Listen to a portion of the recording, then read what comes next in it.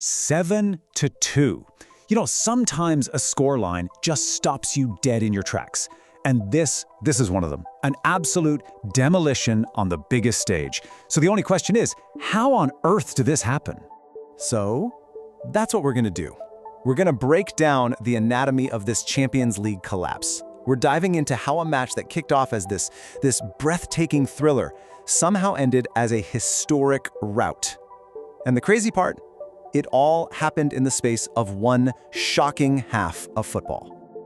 Okay, let's set the stage, because before a single ball was even kicked, this game was all about nostalgia.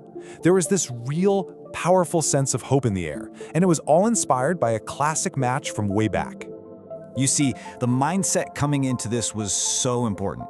Newcastle fans weren't just, hopeful. They were actively reliving this famous 3-2 win they had against Barcelona back in 1997. So there was this genuine belief, this buzz, that history could actually repeat itself. It just set the stage for an absolutely electric atmosphere. And you know what? For a while there, it looked like all that belief was totally justified.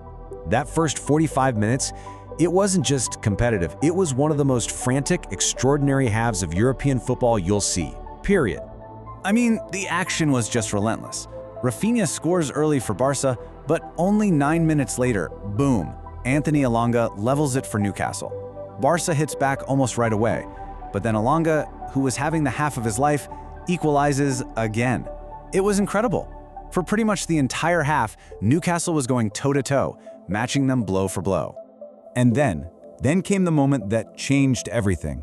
We're deep into stoppage time, and the VAR gets involved. A penalty is awarded for a pull by Kieran Trippier on Rafinha.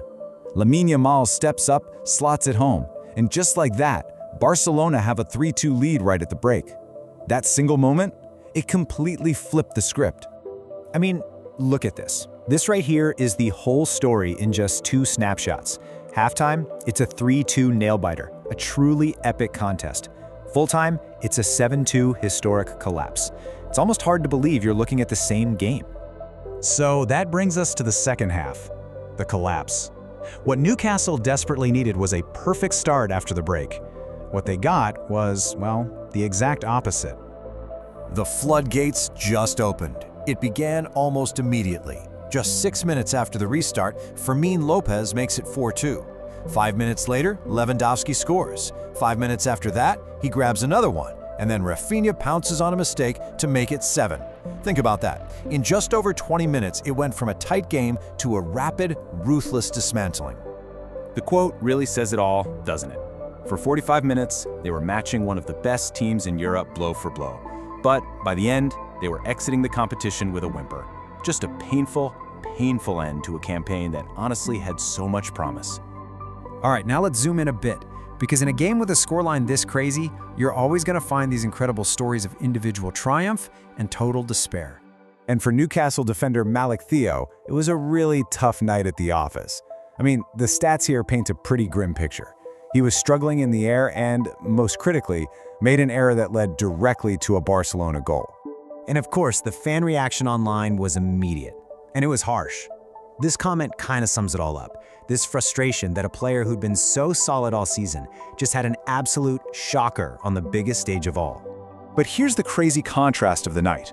While one player was really struggling, 2 others were busy making history. On one side, you've got this teenage phenom rewriting the record books, and on the other, a veteran striker just proving that class is absolutely permanent. Let's just stop and think about Lamine Yamal's achievement for a second. At just 18 years and 248 days old, he beat Kylian Mbappe's record to become the youngest player ever to hit 10 goals in the Champions League. That is just astonishing. And then you've got Lewandowski at the other end of the spectrum. At 37 years old, he becomes the oldest player to score 2 goals in a Champions League match, breaking a record that had stood for over a decade. It's a total masterclass in longevity. Okay, so let's pull the camera back out and look at the big picture here. Where does a 7-2 demolition like this actually rank in the history of the Champions League?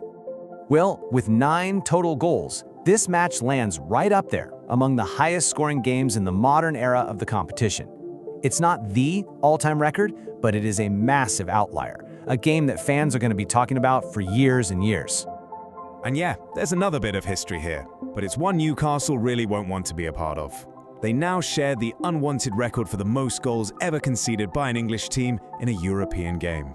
And that really brings us to our final thought, a final question. It's kind of a brutal one, but it gets right to the heart of this whole story. How can an entire European campaign, one that was filled with so much promise, ultimately be defined by just 45 minutes of football? It's a stark reminder of how incredibly unforgiving the sport can be at the very highest level.